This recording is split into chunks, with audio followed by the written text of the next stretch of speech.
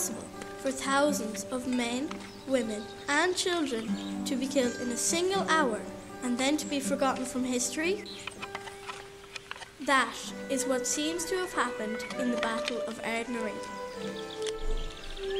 When we first stumbled across the Battle of Ardnaree, we became curious because many of us live in or close to Ardnaree.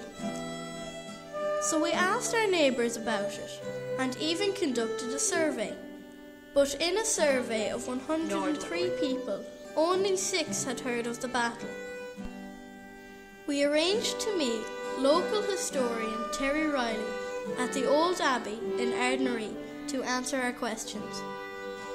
We were then able to put together the pieces of information we had gathered to tell the story.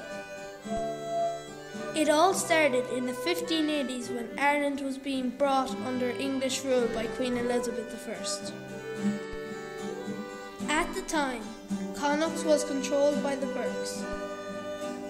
In 1585, Queen Elizabeth appointed Richard Bingham as governor of Connacht.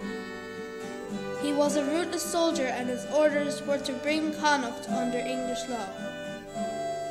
The Mayo Burkes refused to accept English law.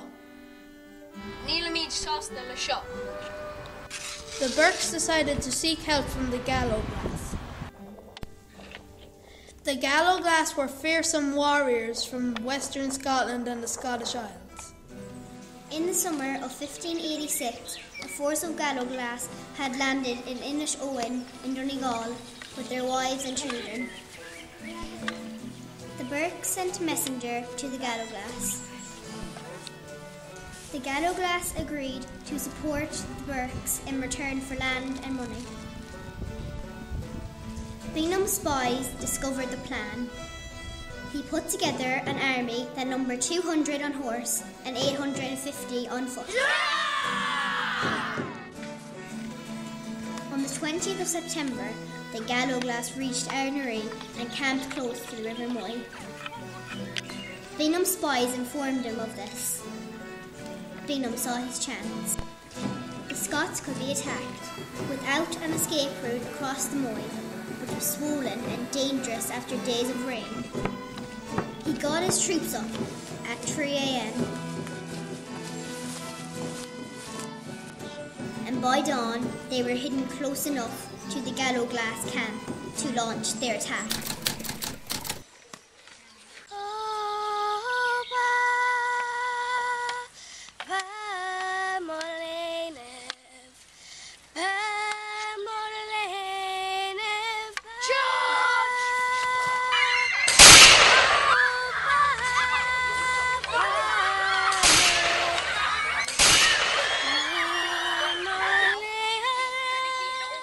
Those who escaped the initial charge fled towards the Moy,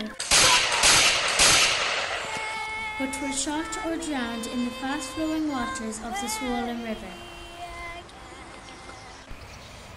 Within an hour, every Gallowglass soldier, every one of their wives and every little child was killed.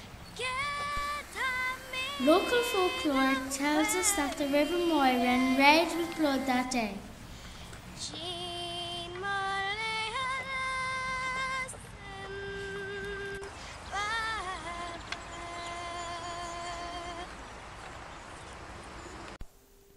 As for the Burkes, we know that their leaders were hanged, although reports vary as to whether this happened before or after the battle. Why have these people who lost their lives been forgotten? And one of the reasons why people don't remember it or didn't remember it was because it was a horrific happening. Imagine 1,100 people being bludgeoned to death and pitched into the floods of the River Moy. Today we associate Ardnaree with football. We have had great games and fun there.